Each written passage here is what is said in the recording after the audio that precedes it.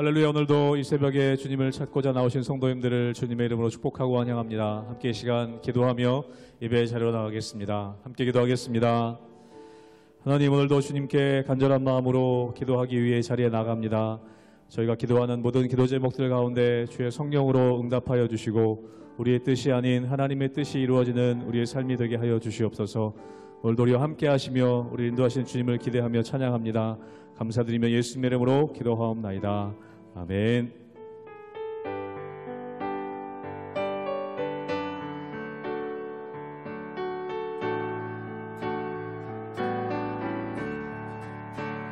내 모든 소원 기도의 제목 예수님 남기 원합니다.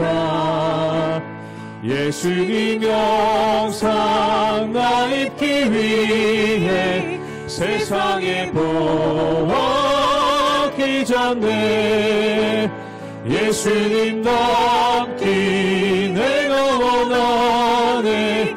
날 구원하신 예수님을 내 마음속에 지금 너로사 주님의 영상 잊히소서.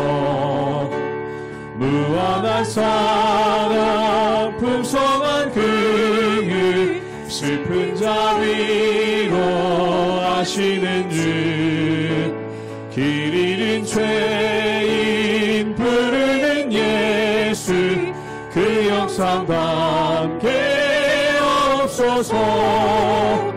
예수님 남기 내가 원하네.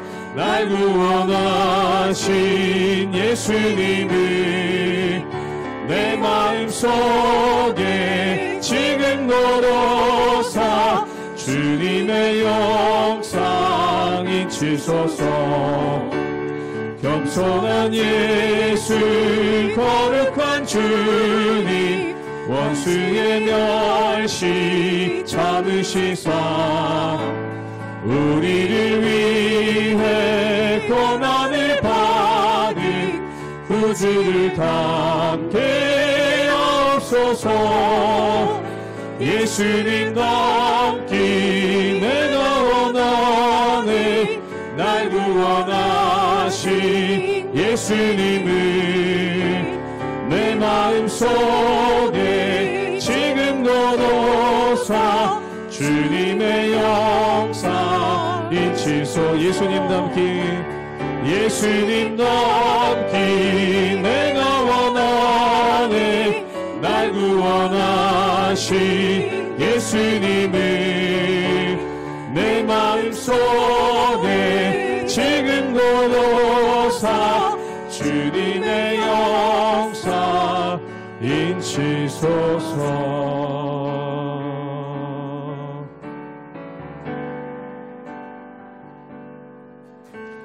고단한 인생길 힘겨운 오늘도 예수 내 마음 아시네. 지나간 아픔도 마주할 세상도 예수 내 마음 아시네. 한 번 더 고백합니다. 고단한 인생길 고단한 인생길 힘겨운 오늘도 예수 내 마음 아시네. 지나간 아픔도 마주할 세상도 예수 내 마음 아시네. 믿음에 눈들어 믿음에 눈들어 주를 보리. 이 또한 지나가리라. 주어진 내 삶의 시간 속에 주의 뜻 알게 하소서.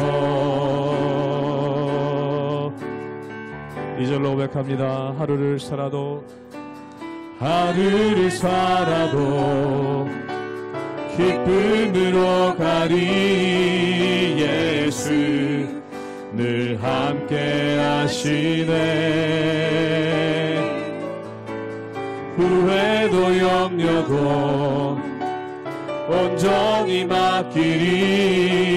예수 늘 함께 하시네. 믿음의 눈 들어, 믿음의 눈 들어 주를 보리. 이 또한 지나가리라. 주어진 내 삶의 시간 속에 주의 뜻 알게 하. 믿음의 눈 들어 주를 보리. 믿음의 눈 들어 주를 보리. 이 또한 지나가리라. 주어진 내 삶의 시간 속에 주의 뜻 알게. 우리 목소리 높여 믿음의 눈 들어 주를 보리. 믿음의 눈 들어 주를 보리. 이 또한 지나가리라. 주어진 내 삶의 시간 속에 주의 뜻 알게 하소서.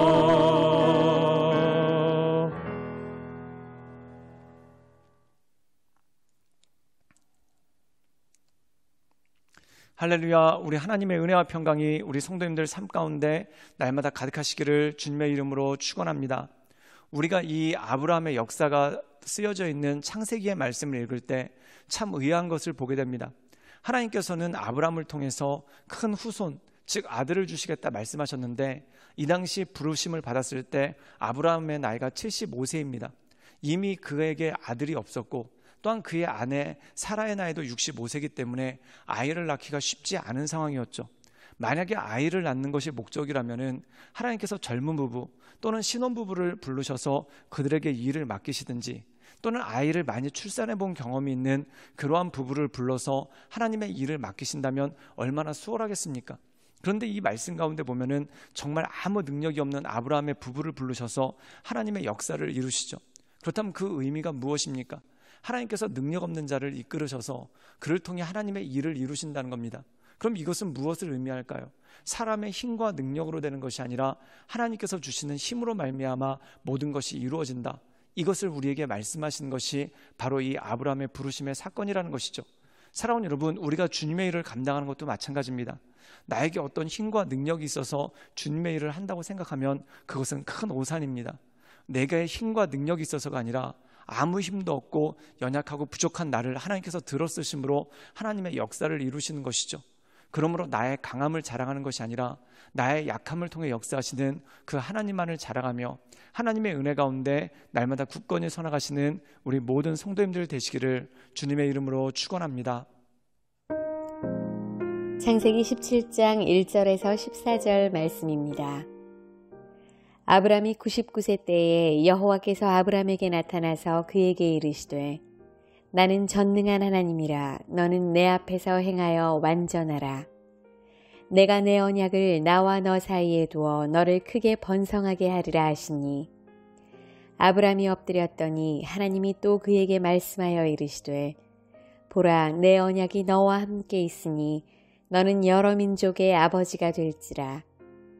이제 후로는 내 이름을 아브람이라 하지 아니하고 아브라함이라 하리니 이는 내가 너를 여러 민족의 아버지가 되게 함이니라. 내가 너로 심히 번성하게 하리니 내가 내게서 민족들이 나게 하며 왕들이 내게로부터 나오리라. 내가 내 언약을 나와 너 및 내 대대 후손 사이에 세워서 영원한 언약을 삼고 너와 내 후손의 하나님이 되리라. 내가 너와 내 후손에게 내가 거류하는 이 땅 곧 가나안 온 땅을 주어 영원한 기업이 되게 하고 나는 그들의 하나님이 되리라. 하나님이 또 아브라함에게 이르시되 그런즉 너는 내 언약을 지키고 내 후손도 대대로 지키라. 너희 중 남자는 다 할례를 받으라. 이것이 나와 너희와 너희 후손 사이에 지킬 내 언약이니라. 너희는 포피를 베어라. 이것이 나와 너희 사이의 언약의 표징이니라. 너희의 대대로 모든 남자는 집에서 난 자나 또는 너희 자손이 아니라 이방 사람에게서 돈으로 산 자를 막론하고 난 지 8일 만에 할례를 받을 것이라. 너희 집에서 난 자든지 너희 돈으로 산 자든지 할례를 받아야 하리니 이에 내 언약이 너희 살에 있어 영원한 언약이 되려니와 할례를 받지 아니한 남자 곧 그 포피를 베지 아니한 자는 백성 중에서 끊어지리니 그가 내 언약을 배반하였음이니라. 우리가 오늘 창세기 17장 1절에 보면은 하나님께서 아브라함에게 새로운 약속을 하시게 되는 것을 보게 됩니다. 이 창세기 17장 2절에 창세기 16장에는 아브라함이 85세 되었을 때 하나님께서 그 집안에 일어난 일들에 대해서 어떻게 역사하신지를 나타내시죠. 참 아브라함이 85세 되었을 때 그가 부르심을 받은 지 10년이 지났습니다. 그런데 10년이 지났는데도 아기 소식이 없으니까 그들이 마음이 급해서 사라가 그의 여종인 하갈을 아브라함에게 첩으로 줘서 이스마엘이라는 아들을 얻게 됩니다. 그런데 이것은 하나님의 뜻이 아니었죠. 또한 하나님의 방법도 아니었다는 것입니다. 하나님은 인간의 능력으로 일하시는 것이 아니라 아무 능력이 없는 인간에게 하나님의 능력을 부어주심으로 이 모든 일들을 감당하신다는 것이죠. 그렇다면 오늘 말씀 가운데 보면은 창세기 16장에서 창세기 17장까지 14년이라는 세월이 흘렀습니다. 그리고 하나님께서 이 14년 후에 아브라함에게 다시 한번 말씀하시는 장면이 오늘 말씀 가운데 나와 있다는 것이죠. 우리 함께 창세기 17장 1절의 말씀을 읽도록 하겠습니다. 제가 읽겠습니다. 아브라함이 99세 때에 여호와께서 아브라함에게 나타나서 그에게 이르시되 나는 전능한 하나님이라 너는 내 앞에 행하여 완전하라. 오늘 말씀 가운데 보면은 하나님께서 아브라함에게 뭐라고 말씀하시냐면 나는 전능한 하나님이다 라고 말씀하십니다. 그리고 너는 완전하라 라고 말씀하시죠. 사랑하는 여러분, 여기서 완전함이란 것은 무엇입니까? 인간이 흠이 없고 탈이 없는 모습, 또한 굉장히 큰 능력을 가지고 있는 모습이 완전함이겠습니까? 그게 아닙니다. 하나님을 전적으로 의지하는 것, 이것이 바로 인간의 완전함입니다.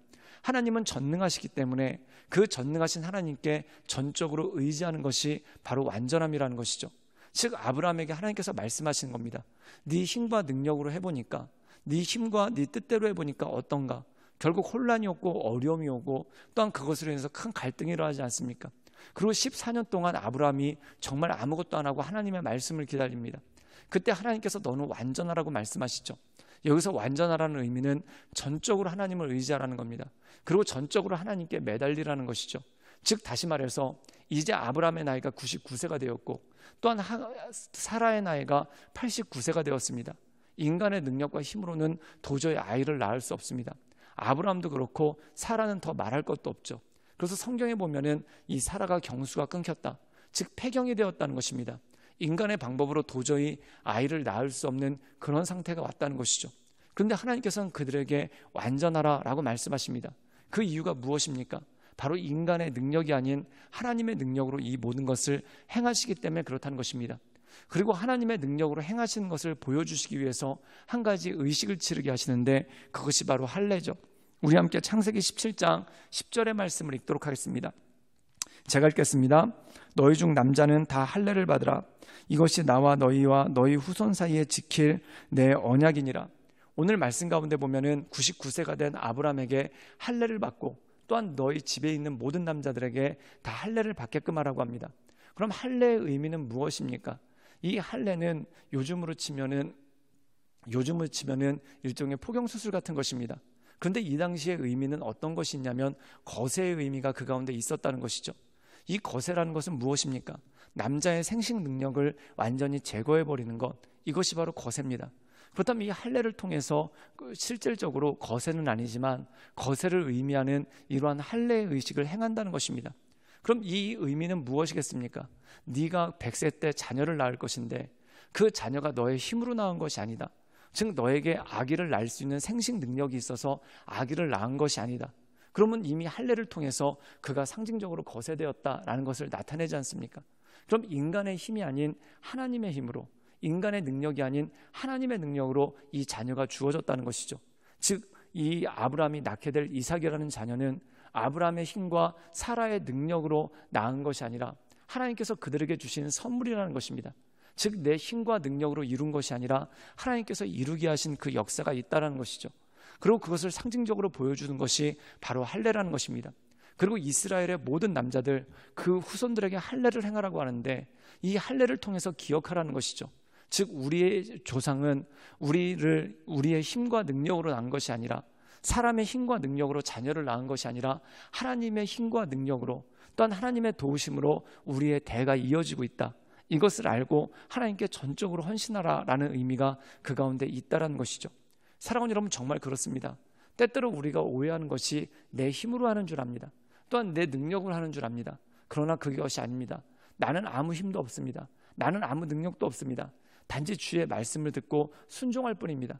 그리고 내가 순종할 때 나를 통해서 역사하시는 하나님의 은혜가 그 가운데 있다라는 것이죠.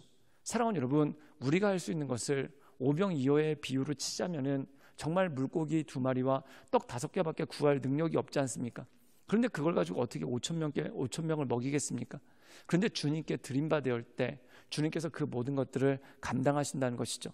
즉 아무 능력이 없는 내가 주님께 드림받았을 때 주님께서 모든 것을 이루어주시는 하나님의 은혜가 있다는 것입니다. 그러므로 사랑하는 여러분, 그 주님만을 바라보며 내 능력이 아닌 하나님의 능력으로 모든 것이 이루어지도록 나를 전적으로 하나님께 맡기며 기도하며 나가시는 우리 모든 성도님들 되시기를 주님의 이름으로 축원합니다. 함께 기도하시겠습니다. 늘 언제나 살아서 역사하신 주님, 날마다 주말을 바라보며 하나님의 은혜 가운데 하나님의 인도하신 가운데 나갑니다. 주여 도와주시고 이끌어주시며 날마다 하나님의 인도하신 가운데 날마다 하나님 말을 의지하며 나가오니 내 힘과 능력이 아닌 오직 성령의 도우심으로 내 삶의 모든 일들을 감당할 수 있도록 주님 역사하여 주시옵소서. 예수님의 이름으로 감사하며 기도드리옵나이다. 아멘.